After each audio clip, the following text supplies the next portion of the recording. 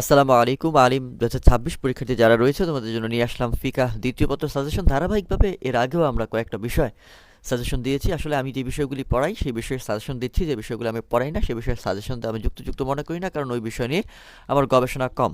তো ফাইনাল পরীক্ষার জন্য যদি আমাদের সাজেশনটা করা, এই সাজেশনটা তোমার টেস্ট পরীক্ষার জন্য কার্যকর হবে। দেখো, প্রথমে যদি আমি মানবন্টন দেখি, মানবন্টন উসুলুল ফিকহ, তোমাদের এখানে 7টা প্রশ্ন থাকবে। 7টা প্রশ্ন থেকে তোমার 4টা প্রশ্ন দিতে হবে এবং প্রত্যেকটা প্রশ্নের নাম্বার তুমি পাবা 15 করে, মোট 60 নাম্বার। আর এখানে তোমাদের রয়েছে ফারাইজ থেকে তোমার প্রশ্ন থাকবে 4টা, 4টা থেকে দিতে হবে 2টা, 2টা প্রশ্নে তোমার 15 করে নাম্বার থাকবে 30। এখানে হচ্ছে মোট 90 এবং তোমার একটা মুনাসাকা থাকবে, মুনাসাকা 2টা মুনাসাকা থাকবে, 2টা মুনাসাকা থেকে তোমার মুনাসাকা দিতে হবে একটা, এখানে নাম্বার হচ্ছে 10, মোট 100। তারপরে দেখো উসুলুল ফিকের যে সাজেশন, আমরা তোমাকে এখানে 9টা প্রশ্ন দিয়েছি, 9টা প্রশ্ন দিয়েছি। এই 9টা প্রশ্ন তুমি যদি পড়ো এখান থেকে ইনশাল্লাহ 100 ভাগ তুমি কমন পাবা।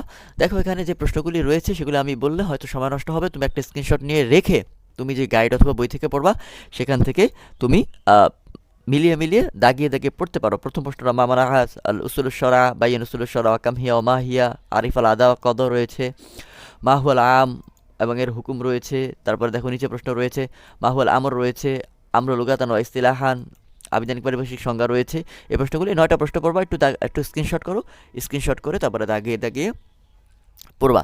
তারপরে দেখো ফারাইজ থেকে তোমাদের এখানে ফারাইজ অংশ থেকে তোমার 2টা প্রশ্ন থাকবে, 2টা প্রশ্ন থেকে 4টা প্রশ্ন থাকবে, 4টা প্রশ্ন থেকে তোমার 2টা প্রশ্ন দিতে হবে এবং এখান থেকে যদি পড়ো তাহলে তুমি 2টা প্রশ্নই কমন পেয়ে যাবা। দেখো, মামানা আল মুরিস লুগাতান ওয়া ইস্তিলাহান, মুরিসের আবিধানিক পারিভাষিক সংজ্ঞাতে এসেছে আহওয়ালুল বানাতুস সুলব, উক্তবা আহওয়াল বানাতুস সুলব, অর্থাৎ এখানে তোমার এই প্রশ্নটা পড়বা। তারপর আরিফাল জিদ্দাস সহি, দাদার এই প্রশ্নটা পড়বা। মাহুয়াল হুকুকুল্লাতি তাতাআল্লাকু বিতারিকাতিল মাইয়িত, এবং একজন মৃত ব্যক্তির হক কি রয়েছে এটা পড়বা। মা মানাআল আসহাবুল ফারায়েজ, ওমা হুয়া বাইন মুফাসসালাত আসহাবুল ফারায়েজ কারা, এই কয়টা প্রশ্ন তুমি পড়বা। একেবারে সহজ প্রশ্ন, এই কয়টা প্রশ্ন পড়লে এখান থেকে তুমি কমন পেয়ে যাবা। প্রয়োজন স্ক্রিনশট দিয়ে রাখো। তারপরে দেখো ফারায়েজের যে মুনাসাকা, এই ফারায়েজের মুনাসাকা 4টা মুনাসাকা দিলাম।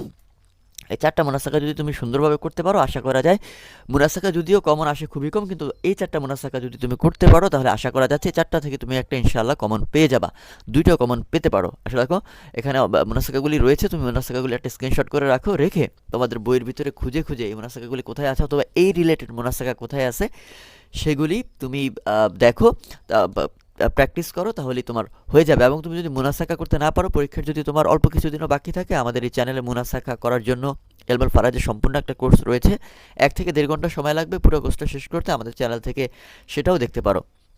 তো তোমার সাথে দেখা হচ্ছে আমাদের অন্য কোনো ভিডিওতে। পরীক্ষার যে কোনো আপডেট নিয়ে আমরা চলে আসবো, যার কারণে তুমি চ্যানেলটা সাবস্ক্রাইব করে রাখো এবং তোমার আল্লাহ তাআলা সবাইকে সহিভাবে প্রস্তুতি গ্রহণের তৌফিক দান করুক এবং পরীক্ষার সফলতা দান করুক, আমিন। আল্লাহ হাফেজ।